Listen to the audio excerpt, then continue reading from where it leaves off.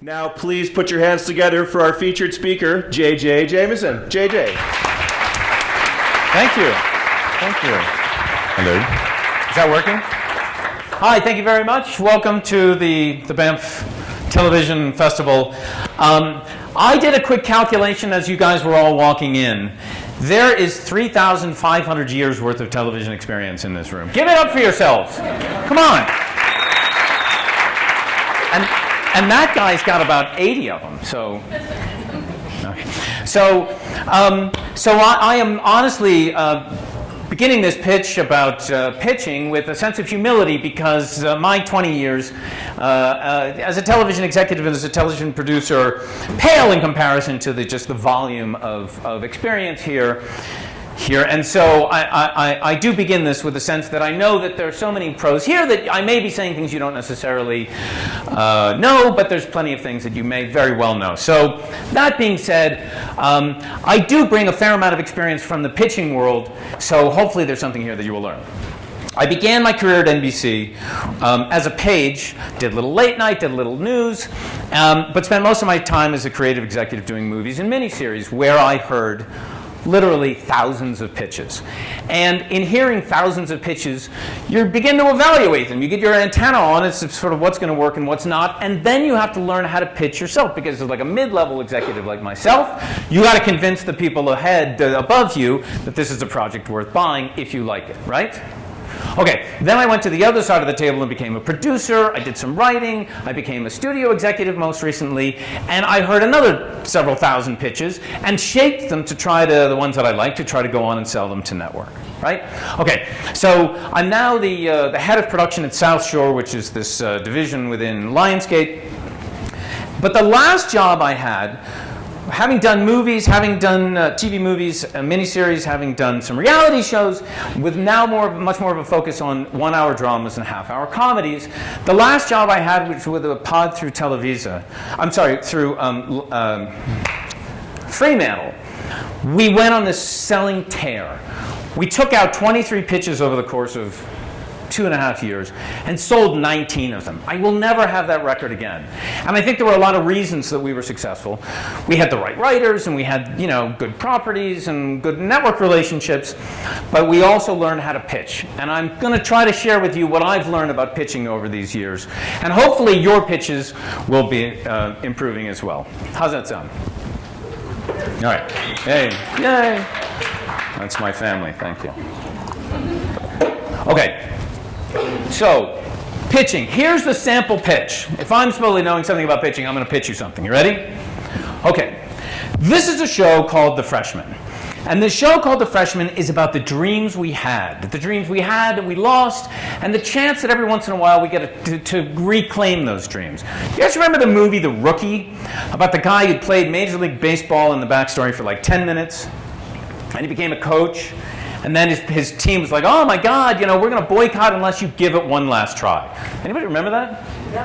How old am I? All right. So it's nothing to do with baseball, but it has to do with that. The dreams we had, not literal dreams, the hopes, the aspirations, lost, hopefully reclaimed. This is a show about a guy who's 37 years old. His name is, let's say, Paul Jackson. Paul Jackson had been to college briefly, some 19 years before. And for some reasons we don't immediately know at first, he dropped out early on. And he never was expelled, he was just sort of permanently on hiatus. So now at age 37, he's stumbled into a little bit of money and he goes, the thing that I always wanted to do, the great unfinished dream, is to go to college. Fuck it, I'm going to go back to college. And so that's the essence, in many senses of the word, of The Freshman. It's that fish out of water guy. He's got creaky knees and he's trying out for the sports team. He's got real life experience. He's grew up as a mechanic in fixing cars, but he's there studying mechanical engineering. So he's got real life experience that clashes with the airy erudition of the classroom. He's got sort of a little bit of sense of flattery and kind of creepiness when some drunken 20-year-old hits on him in the fraternity basement.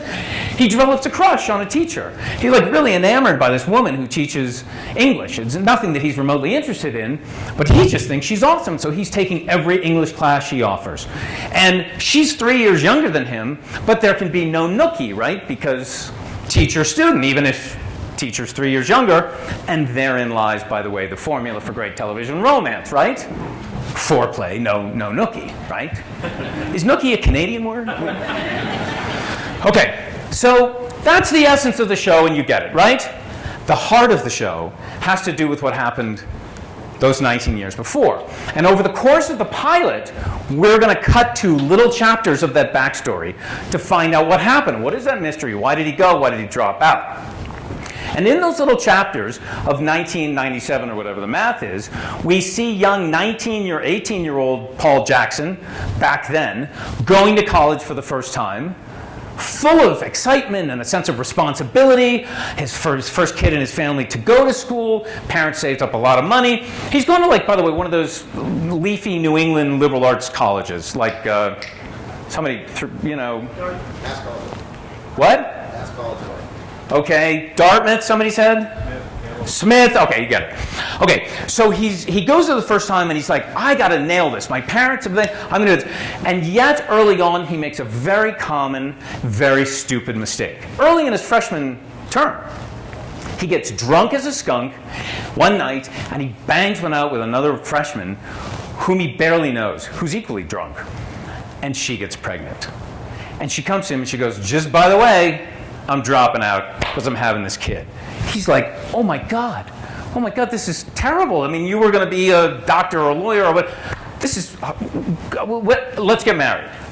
Married, she goes, I'm not going to marry you. I don't know you. I don't know you well enough to love you. I don't even know you well enough to dislike you. So no, we're not getting married. He goes, well, oh my God, I'm derailing your life. I got to do something. Her very angry father comes to him and says, you son of a bitch, you want to do something, you sign this piece of paper. You stay away from my daughter, you stay out of this kid's life, you fuck off. Right? Can I curse in here? I guess I can. Okay, so he's like, oh my God, I feel so bad, I'll sign. He signs the paperwork. She goes off to go and be pregnant, and he goes back to college. This is like November of the freshman fall. He's like, that's it? I have derailed this woman's life, and I'm like off to the football game and to the library? He goes, I can't do it. I acted irresponsibly before. I gotta act responsibly now. He quits college. That's why he quits college before Thanksgiving. American Thanksgiving, not. It's around the same time. He quits and he gets a job as a mechanic, right? And he sends them a check every month for a couple $100. I don't think they need it. I think her father's kind of like a rich guy. I don't even think they cash it. But that's what he does. Because what else can he do? Nothing. Except watch from a distance. They live 2 towns over, right? And so he can't interfere with their lives, but he can watch that kid, his kid, in the few little moments of life that he can watch from a distance without interfering. He watches her come home from the hospital. He watches the mom walk the little toddler, off to the first day of preschool. He watches that kid at age 6 as a giraffe walking around the neighborhood for Halloween. He watches that kid trying out for Little League. He watches his son, like in the back with a hoodie on, just not interfering. Nobody's seeing him trying out for Little League. He watches that kid in the 9th grade play, sits in the stands in the back. He watches that kid pick up his date for the junior prom, and he watches his son graduate from high school. You see where I'm going with this? Is there anybody else ahead? You get it? That's the real reason he went to college. That's the real dream that got away. His son is also a freshman. And so he's missed 18 years of this kid's life. This is his chance. And he can't tell the kid. He can't tell, oh, I'm your biological father. He can't interfere with whatever it is, that myth that mom may have told him. My dad was an astronaut or a policeman or a drunk or a sperm donor. But he's got to try to, have some positive influence on this kid's life. So that is the heart of The Freshman. And that's the first TV series that I ever made up and sold. It's, thank you. Thank you so much. That's thunderous. Can we fix that in post so that we just cut that in a little? Thank you. Okay. So that's the Freshman, and we sold it, and then they didn't make it, and so it's available. So any network executives. Okay, but the point of that was not just for me to try to sell a TV series, but to demonstrate some things when we talk about pitches. Okay, so there's two kinds of verbal pitches, and again, you guys probably know all of this, but for whatever it's worth. That's sort of the version of the longer pitch, which we're going to get to, because that's closer to the big network pitch. But there's a shorter version of the verbal pitch, which you have to have down. Before you can get in and get the big network pitch, you usually have to call your network executive or work your way up to a producer, to a studio executive, and then to the network to clear the arena, right? You've got to have 2, 3, 4, 5 sentences of some synopsis of this, which is really tight and a really good concept that's going to hook them to say, okay, fine, I'll take the meeting. Right? In the venture capital world, this is called the elevator speech. Have you ever heard that? The idea is, you're the money person. Who is that? So if you get in the ground floor with the guy who's got the money, you have as much time as that man or woman has to get to the 42nd floor to get off to pitch your idea. That's kind of the essence of the clearing arena thing, and it should be tight. It should be not so much that they're going to pass, just enough to get the meeting. One of the fundamental rules of selling is don't do by letter that which you can do by phone, and don't do over the phone which you can try to do by the meeting, right? Does that make any sense? So it's all about getting the meeting. Okay, so let's talk about the meeting, the full network pitch, which I want to talk about in some detail. Because this is the heart of it, and this is what you guys have to nail in order to, that's really what this little seminar is about, right? Okay, so before we turn our attention to the full network pitch in greater detail, let me just address the question of pitch pages. If you're pitching a TV movie, a miniseries, or a reality show, have pages which you can expect to leave behind, right? If you're pitching a half-hour comedy or a 1-hour dramatic series, don't. Because no one sort of expects it. I mean, maybe they do in Canada. We never in the United States don't do it. And partly it's because I think the power of that 14 to 22 minute pitch that you go in there with is best left resonating, echoing in the minds of your network executive. Because if it's sinking in, and if they're going to tweak it a little bit here and there in their own minds, so much the better for them to sort of pass it up, pass it up the chain to try to get it bought, right? Plus, you write it out on pages, it's more likely that you're giving them some rope to hang you with. So no pitch pages for the series pitch, in my opinion. That's not to say you don't have them. You do have pitch pages, and you have them for basically 3 reasons. The first reason you might have pitch pages is because if you have the book, or you have an original idea like that one was, or you have a comic book or rights to a movie that you see in the movie, you may want to write out some version of that, a concept memo, 2, 3, 4, 5 pages, that gives a sense of how you see the show, in order to hook the writer. The writer's the most important part of that series pitch. Ideas are a dime a dozen. You've got to go in with the right writer. In order to get the writer, you want to get it to the agent who's got to look at those couple of pages and go, oh, that's a pretty good idea. I'll give it to Shlomo Glickstein, the world's greatest writer. And then Shlomo will read it and say, okay, I'll meet this guy for a meeting to try to develop it. You with me? So that's reason number 1, that you actually want pitch pages. And one that you yourself might generate. Then you're going to want to work on them with the writer himself or herself, because that's how you're going to develop the show. You're not just going to say, oh, I think this is a good idea, let's go set a meeting. The more you work on those pages, the stronger your show will be, and the stronger your show is, the stronger your pitch is. And finally, if you have decent pitch pages, again, now at this point, just for yourself and the writer, the purpose of that is that it becomes a kind of script for the pitch meeting. You're going to kind of want to know, here's how we're going to do the meeting, and it should be very organized. The full network pitch should sound casual and should be anything but. It should be rehearsed. It should be tight. I hate it when, I've met with producers and writers and they go, yeah, I heard a pretty good idea and we're going to pitch it. No, rehearse it. Work with that. Look, many writers are brilliant pitchers. Most of them suck at it, right? God bless the writers in the room. I'm just saying, that's why they're writers. They're great with this in the computer and sitting at home. So they need to rehearse, right? You've got to rehearse them. And so the more you rehearse them, the better their performance is going to be. And the more information you're going to pack into those 14 to 22 minutes, because they're not going to be sitting there in the pitch meeting going, yeah, what's that word for the bird with the, it's extinct, but it's not a dodo. Sounds like, fuck no, you got to know what it is. So you rehearse it. The goal of any pitch is to sell it. The secondary goal, if they pass, is that you wow your network executive. They walk out of there going, I don't think it's quite right for us, but boy was that well prepared, boy was that well delivered, really well thought out, and the door is pushed that much more open for you the next time you call them up, clearing the arena for the next pitch. You see what I'm saying? No. Okay, well forget all that. Whoops. Okay, so that being said, 2 cents on the pitch pages. So now let's talk about the network pitch meeting. All network pitch meetings begin the same way. The schmooze. Everybody knows what that is. It's why we're all here at some level. It's a little bit of chit-chat. It's a little bit of this. And oh my God, Obama, I love him, but I hate when the traffic gets so bad. What are your kids doing this summer? Oh, she's back in rehab. I'm sorry to hear that. Change the subject quickly.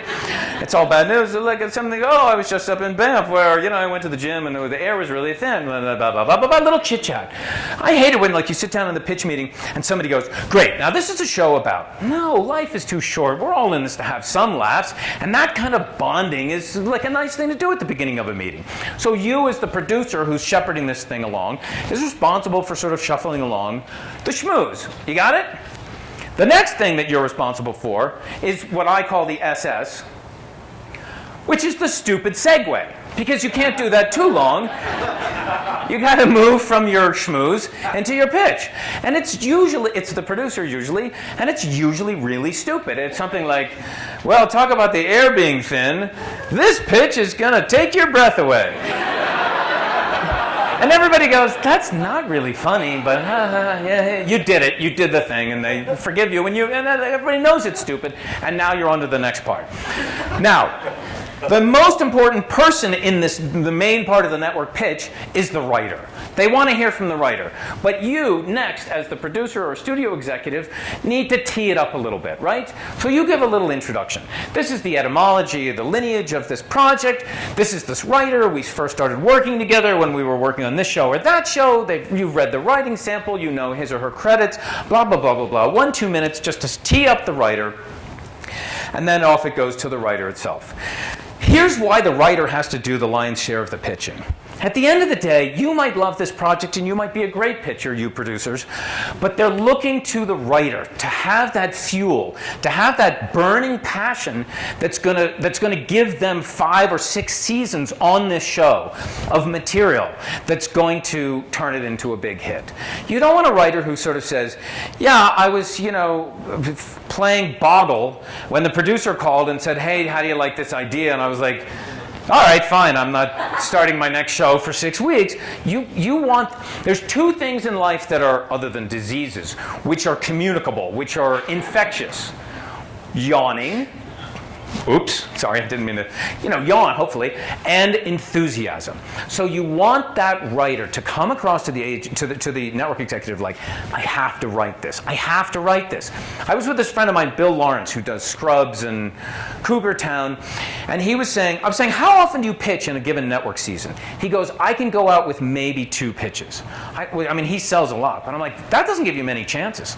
He goes, yeah, but I have to separate them by at least 6 weeks. If I go in 1 week and I'm back 3 weeks later, then they go, well, how much did you care about the first one or this one? You're back 3 weeks later with another passion project. So that passion is critical. It must be conveyed by the writer, and the writer, who's responsible for the delivery of this, must do the lion's share of the pitching. Okay, are we with you? Is everybody good so far? Many people begin their pitches and this is you're responsible to work the writer. That's why I'm saying. How many writers are in this room? Oh my God, I'm so sorry. I love writers. Okay, all right, so For the producers in this room, or the studio executives, sometimes, working with the writers, or for the writers, sometimes they like to begin the pitch with, okay, this is a show about a rabbi who decides to get revenge and gets a gun. I think that's a bad way to begin. I embrace the Warner Brothers model of pitching, which is you start with something that's an attention grabber. Don't go right to the concept. Go with something that's going to get that network executive to lean forward or jump back. It can be any number of things. It could be the tease of your actual pilot. The writer goes, okay, we open on a baby. The baby is 18 months old, and the baby is crawling frantically down a hallway, looking back over shoulder, and the camera is following the baby. And the baby's like, Mommy, Mommy, and crawling and racing to a door, faster and faster. The knees are red and Mommy, Mommy. Boom, he gets to the door opens, he gets hit by white light, and the baby goes, no! Boom, cut to black. Then you're like, wow, what the fuck happened to the baby? What? The baby? Oh, okay, I want to know what happens to the baby. Right? So I made that up. That's now proprietary, and everything is copyrighted. No baby pitches. Okay, so it could be that. It could be something very particular from the writer, where the writer associates something in his or her life that has to do with this show. Something like that is really, really important. If the writer is able to speak personally about the subject matter or the theme that drives this thing, because that helps them feel like it's really personal. We sold this show once, which is about a woman who's an undercover detective, kind of. And this guy said that a friend of his had gone undercover once as a summer job at a warehouse. And the reason he was hired, this friend of the writer, was because somebody was selling pot out of the warehouse. And so this guy was brought in he was paid, but he was supposed to find out who the guy. And then they got rid of him, and nobody went to jail. But that was it. It's an interesting undercover story. And I went, great, that's a really good story. Guess what? To the writer, that didn't happen to your friend.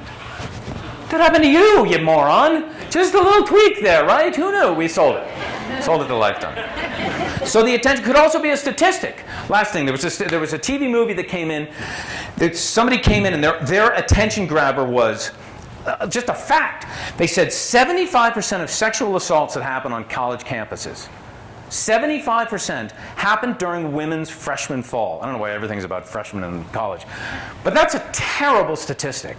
Why is it that women are targeted so terribly in the first time they show up at college? And the answer had to do with no rules, lots of more drinking, off the leash, dieting sometimes, which makes the drinking more worse, and being preyed upon by upperclassmen that are like, here comes the new meat. It's a terrible, terrible statistic.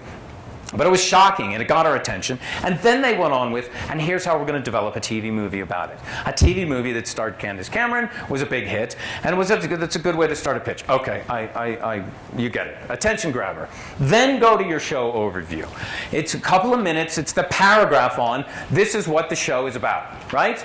Here's the thing, the character and something. It's the big overview. It's kind of a version of your elevator speech. You're clearing the arena topic to let them know that you see the big picture.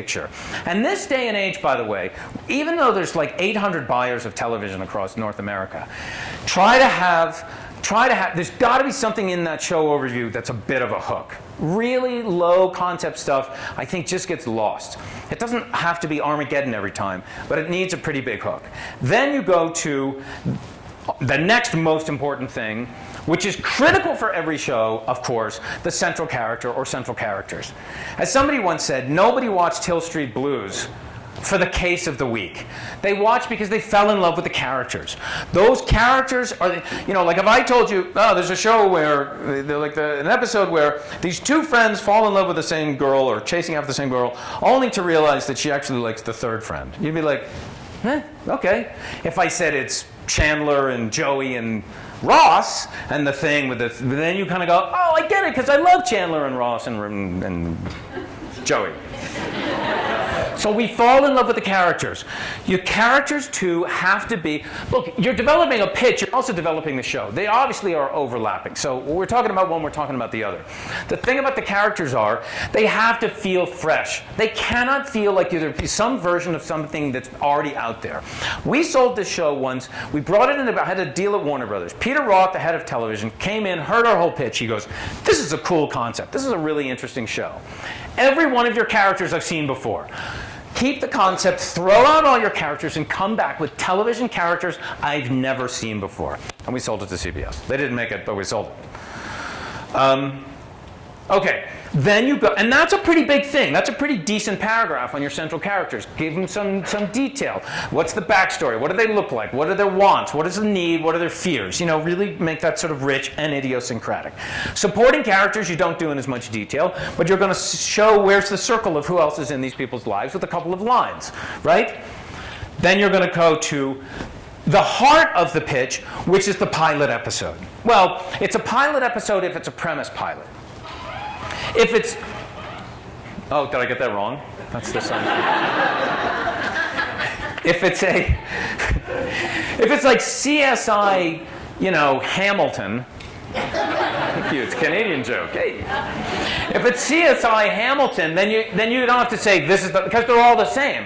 You know, it's CSI 1 could be the same as episode 101. So you go, this is a sample of it. This is how this show is going to work. But by the way, no offense to Peter Sussman, who I saw outside. So, but if it's a pilot, either way, you want it. This is like 5, 6, 7, 8 minutes of your pitch, of your 14 to 22 minute pitch. This is the heart of it, because we're all in this business because people like watching stories. So you've got to tell a good story. It's got to have a beginning and a middle and an end, and it's got to have escalating stakes and all those things that go into story development. This is really, really critical. I've had writers that come in and say, I'll talk about what the show is and who the characters are and why it's thematically interesting, and blah, blah, but I don't want to tell a story. I'm like, so many network executives go, just tell a good story. If you can't do that, then you're going to end up with, a pass, I predict. Okay? Then you need to have some sample episodes. Don't spend 8 minutes on sample episodes. Just, this is my theory. You make up 10 to 12. You prepare 5 or 6, and you pitch 3 or 4. So you've got a couple of backups if they ask for more. Here's the thing about the sample episodes. One, you want to show more and more in the serialized flavor of television where that first season goes. In fact, where the whole show goes. So having those sample episodes helps you arc out where that first season is, and even down to like what that first season finale is. So that's critical. And it also shows that you just don't have one good story. You actually see a whole vision for the whole show, right? The other little thing I want to talk about the sample episodes is, a lot of people make the mistake, especially in like crime shows or medical shows. They go, okay, so the sample episodes might be, there's a guy who comes in and he shows up in the ER and he says he's feeling sick to his stomach, and for some reason they're like, oh my God, he's pregnant. Like, how could that be? Or, there's the conjoined twins who come in, and one of them seems to be dying, and they don't know what to do because it's a whole life and death thing back and forth.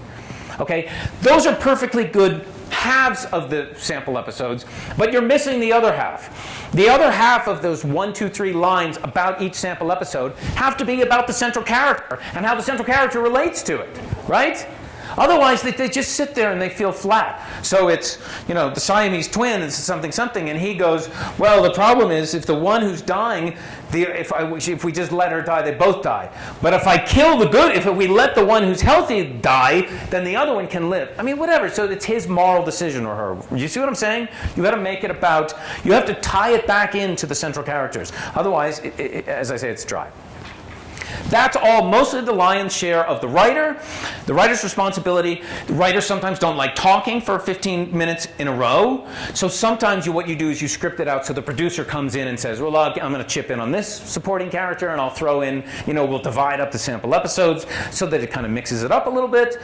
But the wind-up very much can belong to the studio executive or the producer. And the wind-up is now back to you, the producer, saying things like, well, this is why you can see now why we think this is such a great idea and how it fits into your programming and why thematically it's going to resonate with what's going on or what the tone is. Okay, so now you're sort of done. And ideally you've opened it up to a little Q&A, which shows that the network executive is engaged, right? Okay, so that's the Warner Brothers model for the pitch, okay? And here's kind of how I break it down. Obviously this is not written in stone, it's written digitally. But it's, to give you a sense of how long each one of those things do. Again, one of the reasons you've got to rehearse with your writers is the speed of it. So you'll pack more information into your 14 to 22 minutes if you run it over and over again. Okay? Now there's one other way to pitch. Well, there's probably a lot of ways to pitch, but there's one other very good way to pitch, which is harder. This is a really solid model. The other way, which is harder, is to just tell a story, is to weave the characters, the central character and the description of the supporting characters all through one tale that gets you mostly, all through the pilots and then gets you in through, sort of speeding up through season 1 and gets you to the end of season 1 and suggestions of where it goes into seasons 2 and 3. But that's what, I've talked to network executives who go, just tell a great story, that's all I want to hear, and work all of that in. Okay? Okay, so that's, 10 minutes on the overview of the network pitch from my perspective. Bueno? Can we move on? Should we move on? You don't care. All right. Okay. So that being said, speaking of stories, this is a true story. And now you may have heard of this, so you'll see where this is going.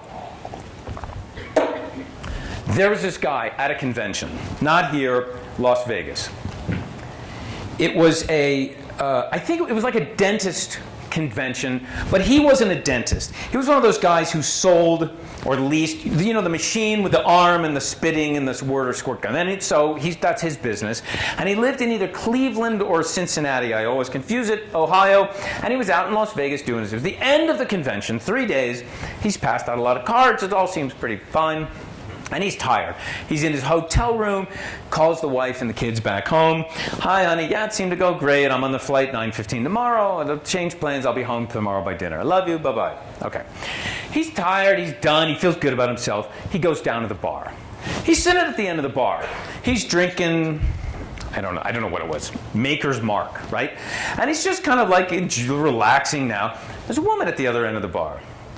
Okay, whatever, She's kind of looks over at him. And he's like, oh, all right, well, whatever. And he keeps drinking, and she's kind of smiling at him and kind of gives him a little flirt. And so he kind of gives her a little one of these things. She walks over. She walks over and starts chatting him up. What are you doing here? Well, I'm in the dentistry business. What are you? Well, I'm visiting friends. Suddenly they're laughing and they're flirting. She's flirting a little bit. And he's like, I'm not doing anything wrong, right? I'm not cheating. I love my wife. I'm just kind of like chatting with her. And he's getting a little buzzed and she's getting a little buzzed and he's buying her drinks and she buys him a drink and boom, he passes out. You guys may know the story. You may have read the story. He wakes up the next morning in a tub of ice in his own bath in his own hotel room. Comes to, ice everywhere, phone, I think it's one of those phones that's like next to the commode. The phone is next to him with a yellow stickum that says, call 911. He's like, what the fuck? So he calls 911, he goes, what the fuck, I'm lying on a thing in my hotel with a thing, it says 911, I got ice in me. She goes, don't move. He goes, what do you mean don't move? She goes, reach behind you. Have you read the story? He reaches up and he feels something sticking out of his lower back. Like some piece of rubber or plastic, like a thing, tube. He goes, there's a fucking piece of tube sticking out of my lower back. She goes, don't get up, the ambulance is already on its way. You've had your kidney stolen. You guys know the story? Okay? It never happened. But it's a pretty good story. And the story was the subject of a book called Made to Stick, written by these two brothers who are academics. And what they wrote about in Made to Stick has to do with pitching, which is why I bring it up. What they wrote about in Made to Stick was they analyzed successful political campaigns, successful advertising campaigns, and urban legends. And they tried to figure out what was it within all those things that made a story, so it made those campaigns or the urban legend stick. Why is it that we hold on to them and are they effective and memorable? And so my theory is that a good pitch has all these same good qualities to a successful urban legend, political campaign, and advertising campaign. So with hats off to the Heath brothers, here we go talking about stickiness. A good pitch should be simple, okay? Not utterly simple, but it should be something that's eminently graspable. A 37-year-old guy goes back to college to chase after the dreams that got away. A guy who's leaving the convention alone the last night gets into big trouble by flirting with a girl in the bar downstairs, right? Pretty simple concept. They're in one sentence each, right? They should be unexpected, or they should have something unexpected in them, which is like, yeah, but the thing, he's really there because this kid, right? Or he gets a fucking kidney stolen. That's the big surprise, right? They should be concrete. By that I mean that they should have those details in them, right? Okay, so it's the leafy college in New England. It's the sticky floor in the fraternity with the girl that he was flirting with. It's that he studies mechanical engineering and she teaches English. It's little details that make it idiosyncratic that you help get your fingers around. He's from Cincinnati or Ohio. It's the yellow stickum. It's the maker's mark. Those little details that you work into your pitch help make it sticky, okay? Credible. People go back to college after taking time off. People have kids out of wedlock. That's believable. Yeah, I made it up, but it feels like it could have happened. The story of the guy with the kidney, people do get their kidney stolen. Not that story, but it felt believable. You set it up in a way that you kind of go, look, even science fiction, if it's done right, should feel believable, credible, right? Okay. Emotional. A story about a guy who loses his paperclip is not going to be sticky.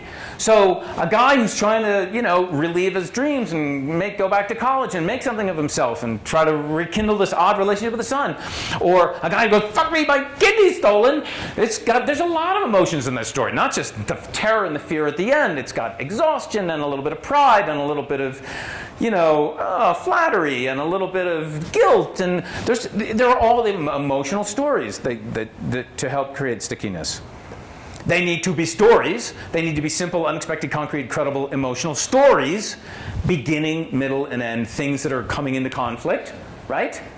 Like your pitch with stakes. If it's just about nothing, then nobody's going to care. So, there's a lot going on in any pitch. There's things okay. You with me? So, if your pitch, like the Heath brothers' theory, is a simple, unexpected, concrete, credible, emotional story with stakes, then you will have. Thank you. I didn't make that up. They did. No, I didn't do that. No, literally, they did the whole thing, except they didn't put the stakes in there. So they didn't even spell success properly. Not very good. Okay, so that being said, okay, that's almost everything I know about pitching. Now to the piece de resistance. These are now my 10 commandments of pitching, right? These are 10 things, 5 of them having to do with content, 5 of them having to do with style, that I think if you can inject your pitches with these things and really absorb them, you'll not only have a pretty good chance of selling it, but you may have a better show, okay? Okay, so the first one I call the role of the log. And see, it's a pun because there's like log rolling, but that's spelled differently. And this is the role of the log line. A log line, as you all know, is like the 1 or 2 sentence synopsis of your whole show or movie, right? It's really important. I've talked to so many network executives who say, you can have a great pitch, you gotta be able to put it in those 1-2 sentences. This is like clunky, but this is a perfectly useful kind of, like if you have a pitch and it just seems all over the place, try putting it into 2 sentences. That'll help you focus. So this is like this ugly, weird, but effective template to create, sorry about that, your log line, okay? And if we talk, let's pick Breaking Bad off the top of my head. Okay, so this is a fictional crime family drama, 1 hour drama, about is he 48 or 49 when this starts? 48, 49-year-old husband and chemistry teacher who is diagnosed with incurable cancer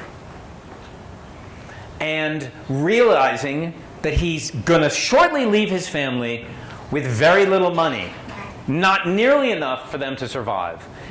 He decides he's going to take his expertise in chemistry and join the drug trade by making the world's greatest meth, right?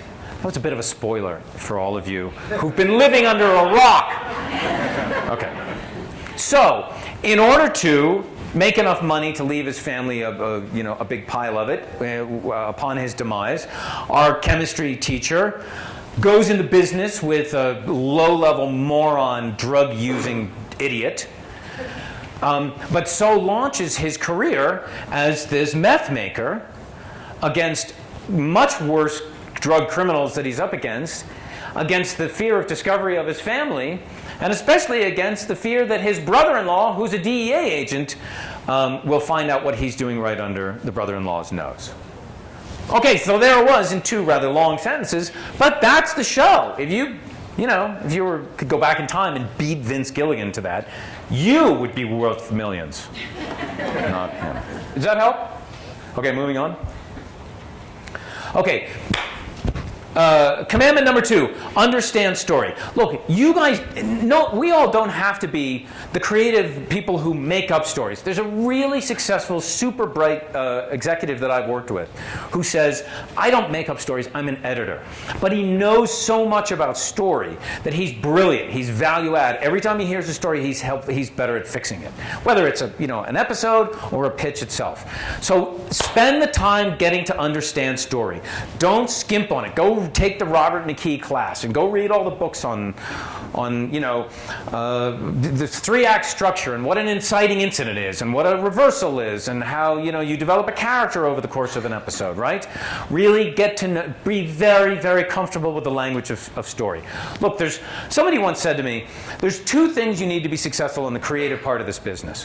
One of which you cannot teach, and the other of which you can only teach. The thing that cannot be taught is having an emotional reaction to something, to a piece of music. You watch a casting tape, you read something, an idea, an article, a script, your emotion, something inside of you is kind of going, I like that, I don't like that, this is making me feel uncomfortable, but in a good way. That's just visceral, okay? You either have that or you don't. Okay? The thing that can only be taught is the articulation of it, is the vocabulary of story that then lets you go, gosh, when I got to that act break, something felt wrong. Now you can use your brain to help analyze your feelings to break it down. So really understand story. And there's 2 things in particular that I have found very helpful, putting together a pitch or putting together a story where you kind of go, ooh, maybe something's wrong. And here they are. The first one is, very simply, the central dramatic question. Every episode, every pilot, every movie, every entire series has a central dramatic question. It's the thing that needs to be, that's asked basically at the beginning, that you are exploring in 100 different ways, and doesn't get paid off till the very end. Right? Breaking Bad, there it is at the end. Ross and Rachel and Friends.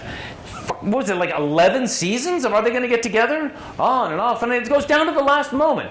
That central dramatic question can help you focus on what your episode is about. The second thing is the essence of the dramatic triangle. Okay, who knows what the word drama means? Not Dramamine, but the word drama. So dumb. The joke was dumb. Drama. Who knows what the word drama means? Oh, television professionals! Come on! Anybody? Nobody? You're all asleep. I can't see. Conflict. It's Greek for conflict. Okay, and a lot of people go, oh, conflict, I get it, so it's A versus B. But it's never almost never A versus B. It's never Brody, Captain Brody, versus the shark in Jaws.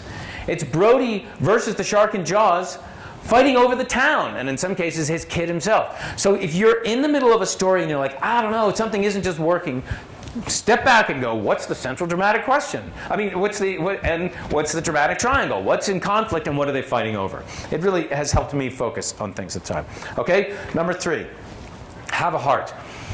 Okay, so as I say, we talked about this before, these things have to be emotional. They have to strike you on an emotional level. By the way, I think this is why series about banking and investment bankers and Wall Street have never worked, and I predict never will, because it's just fucking boring. That's why I didn't go to Wall Street. I had a summer job on Wall Street. You shoot myself. So these have to be emotional. They have to be emotional subject matters, and the pitches have to be emotional. And there's nothing wrong in your pitch with telling you don't get to do it so much in the script. You don't get to editorialize about how they're supposed to be feeling. But in the pitch, you can. You can sort of say, oh, and at this point, the protagonist is scared out of her freaking mind. And the audience is going, why are you scared? You're the one who caused this. You can help the listener understand where you are emotionally. But it's so critical. One of these guys in the movie department who ran the TV movie department successfully for 7 years was Tony Masucci from the Bronx, who was a boss of mine. And Tony Masucci used to say, movie making is not about this. He goes, it's got to be about this, or this, or this. Hey, Tony Masucci, do you see how I walked right behind the podium for that? It's a family show. But he was right. So always focus on the emotional in your storytelling. And just to that point, you guys may have seen this. Anybody who's studied story at all, this is a typical episode or movie diagram, right? And it's supposed to, this is the story that kind of goes ups and downs, right? Here's your opening scene. It's the baby running down the hallway. No, mommy, and the door opens. Ah! And then you go back down because we cut to, the playground where the whatever. And then you get the next thing, and then you get the thing. And then the shark is discovered, and now it's eating people, and now, but it's got the wrong shark. And up and down and up, and then you get your climax, and then you finally go down to your denouement, right? And people go, this is what the story is. Wrong. Somebody explain this to me. This is not my idea. This is not an accurate description of the story. This is an accurate description of the emotional ride of the audience. And the story holds it up. I don't know if that resonates, but I thought that was really pretty powerful. Okay, you get it. Focus on the emotional. Number 4, Soul Man. Look, it's television. We know we're not saving the world, but we still have the opportunity in any project that we're working on for it to be about something, to have some kind of thematic resonance, to have theme or relevance or importance or meaning. And I'll give you the perfect stupid example of that. So years ago, I was pitching shark movies to CBS, because shark movies always do well. And they were like, no, we don't like this one, we don't like that one, but can you do something having to do with sharks and spring break? I'm like, oh my God, this is going to go in my resume. This is the trashiest idea ever. But so here's what I came up with. I go, okay, we're going to do Spring Break Shark Attack. This is going to be about a girl, and she's at college. She's 18 years old, but this is not another college story. But she's and all of her friends are going to spring break. And her dad is like, no, you live at home, you stay at home, you're going to go do some charity, you're here, no spring break. So she lies. She makes up a story, she runs away with her kids to Florida, her buddies to Florida. They get down there and they meet. Meanwhile, you're playing out the drum beats. The shark eats this kid and eats that kid. Little meals so that it's not really on the radar yet, right? Okay, so she's down there and she meets 2 guys. We have a little love triangle. She meets this guy who's Mr. Snappy Fingers. He's got the platinum credit card, but he's really charming and really sweet. And then she meets the local kid who's a little angry and a little resents all these assholes that come in for just to ruin his life during spring break, but he needs the money for his little fishing thing. And it's a little love triangle developing. Well, then you realize that the guy who's the nice guy with the credit cards, the charming guy, he's a sexual predator, and he's drugging women with roofies, right? And has to be ready. So she becomes the protagonist. She's the protagonist of this thing. But the point is, even while we're doing Spring Break Shark Attack, we were trying to send the message out that the real predators at Spring Break are not the sharks. Okay? No, it's a bit of a stretch. I'm just saying.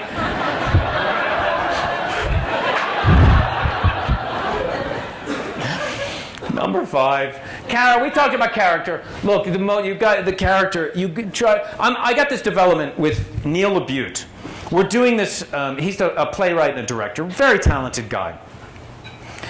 And the concept that I pitched him was Fagin, like a modern day Fagin, right? You know, it seemed like a good idea for kind of a cable-y idea, and we have it at A&E.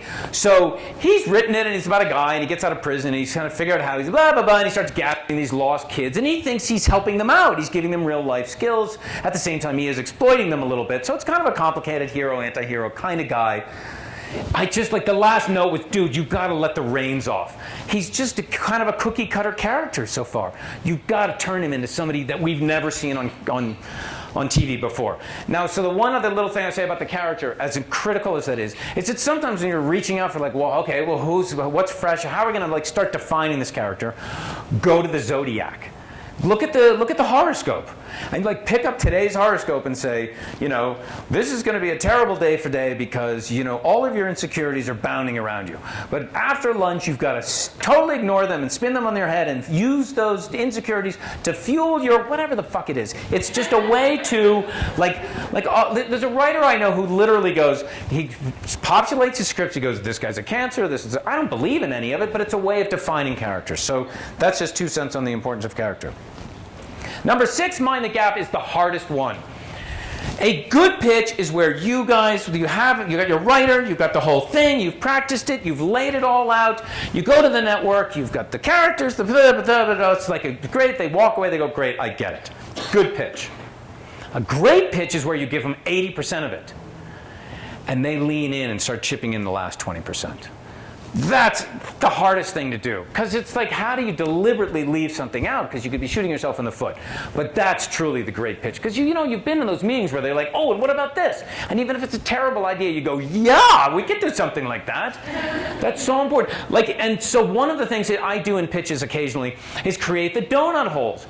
It's a stupid example. It's the tiniest example. But like, oh, give me a New England leafy college. I grew up in there. All my friends and relatives went to Bowdoin, Bates, Colby, Dartmouth, Brown. I know a million of them. But I leave it out there so that hopefully the network executive goes, Middlebury? And you go, great, yeah, Middlebury. So then they go, oh, Middlebury. You know what I'm saying? So there's that. If you can, there's this great line from Miles Davis. He says, it's not the notes you play, it's the notes you don't play. Picasso once painted, I think, a painting called Le Chevalier, the Horseman. And there's a guy, and he's sitting there, and he looks very kind of, you know, Don Quixote-esque. There's no horse. He's just this thing, but there's no horse. You make up the horse. Okay, so that's part of it. And the one little aspect of that, too, about Mind the Gap is something that has to do with creating this kind of vacuum in your show itself, not just in the pitch with like little tricks, which has to do with what I sometimes call the SUP, the satisfying underlying principle. The idea of any show is that something in it begs satisfaction.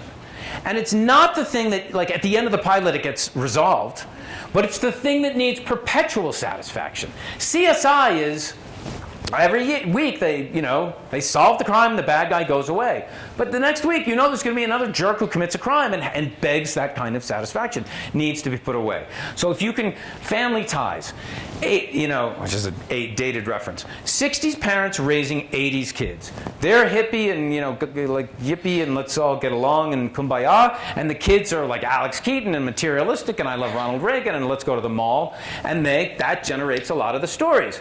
But the satisfying underlying principle is they love each other. And so that requires perpetual satisfaction. So if you can work that in, you're a lot of the way down. Okay, number 7, pump it up. By this I simply mean it's show business, right? You've got to be enthusiastic, and your writer has to be enthusiastic. In the pitch, it's got to be entertaining. Okay, this is a true story. I'm at NBC. These two women are pitching some movie. I can't remember for the life of me what the movie was about. But they get to the climax. The great, like, oh my God, this is like the Act 7, when we did 7 act structures. The whole thing. And this was their delivery. No.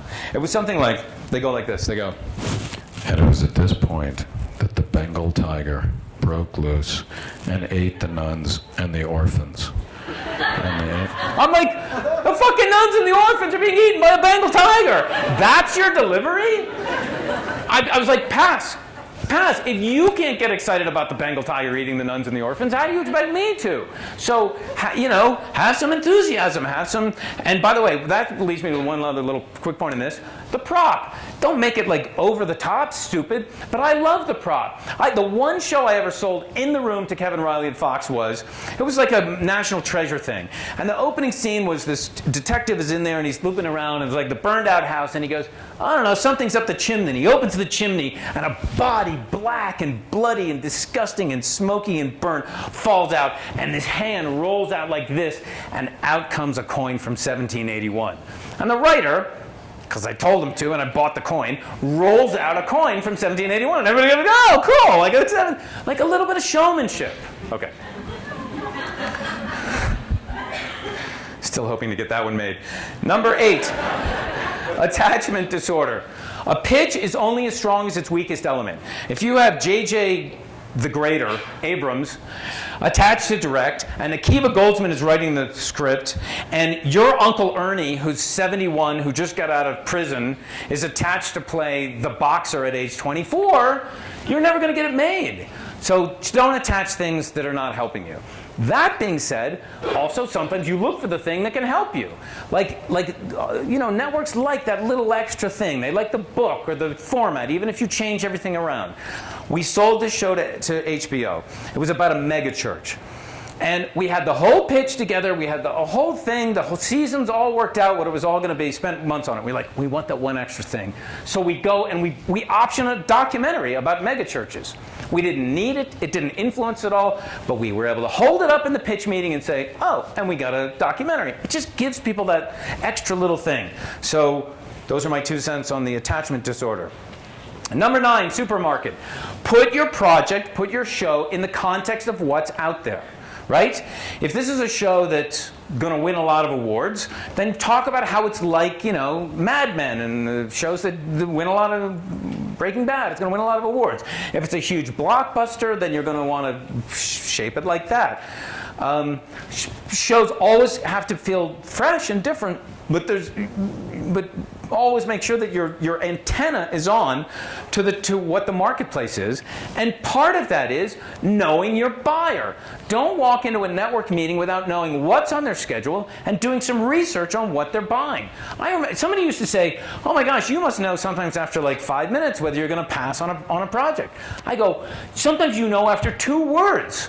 3 words. Somebody came in when we were at NBC, and we were doing these trashy TV movies about teenage cheerleaders killing each other. That was that whole trend, right? And so, you remember those. So this guy opens up with, okay, in 18th century Spain, and you're like, pass. I mean, I didn't pass right away. I let him finish. Although I did laugh hysterically, which I regret. But so know who your buyers are. And then finally, have a pinch hitter. So not so much when you're in the room. Almost nobody passes in the room. So you don't want to go in with one thing and then pitch. But if you're having the lunch or the coffee or the drinks with your network executive or with a studio executive, or you're going to open up with I got this interesting article about a woman who befriends a dog who becomes this great cadaver hunter and helps her. And he goes, oh, stop. We got 3 dog projects. Well, if that was the only thing you brought into that coffee, lunch, drinks, dinner, then you're stuck for the next hour talking about his kids, which nobody wants to do. So, come in prepared. Have a few backups for your pitch, right? And prepare those as well. Okay. So, 3,500 years after Moses did his great collected those 10 commandments. This is not quite as great a list, but that's mine. And so with really many, many thanks to all of you, I say go forth and sin no more.